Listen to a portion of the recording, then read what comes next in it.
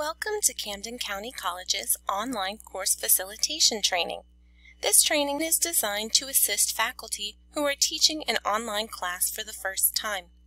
It will provide guidance and best practices on how to successfully teach an existing online course at Camden County College and engage students in the online learning environment.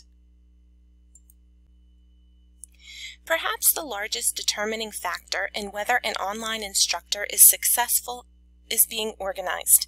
Review all of the assignments in the syllabus and determine their due dates. It is always best to be consistent so that the students can get a feel for the rhythm of the course. If you have weekly discussions, make their first post due on the same day every week. For example, the first post is always due by midnight on Tuesday. Replies should then be due at the end of the week, for example, midnight on Sundays. This will help your students as they will begin to remember the need to respond to the discussion questions every Tuesday and respond to classmates by the end of the week. This will also help your students manage their time and not put everything off until the end of the week. Other assignments, like quizzes and blogs, can be due another day, Friday for example. Most of our online instructors have the same schedule every week.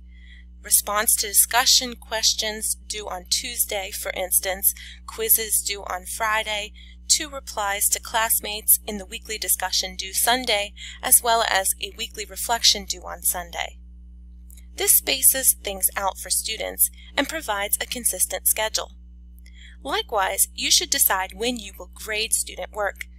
In the example I just gave, an instructor might choose to grade on Mondays in order to provide proper feedback before the students submit their first assignment for the following week. You will also need to organize your online office hours and communicate those hours along with any changes to the schedule, for example, holiday breaks, to the students. When identifying virtual office hours, please be flexible with student needs and responsibilities, and always remember to reply to any student inquiry within 24 hours.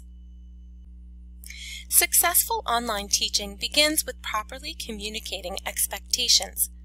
A good way to do this is to send out a welcome email before the class begins. For example, you could send out a welcome email 10 days before the class begins and again 1 day before the start date. This gives you a chance to introduce yourself and the course.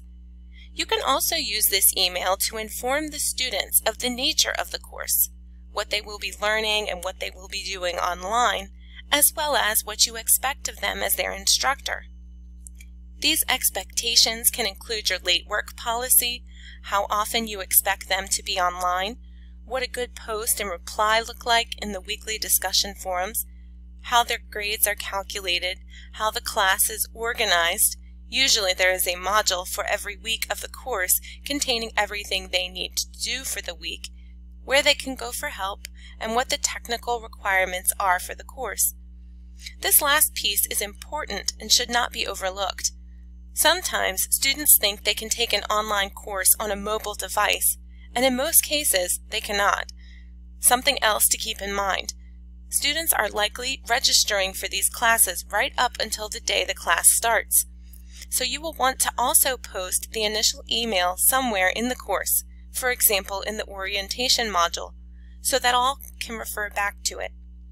It is also recommended that the instructor resend that initial email the first day of class to make sure everyone has seen it.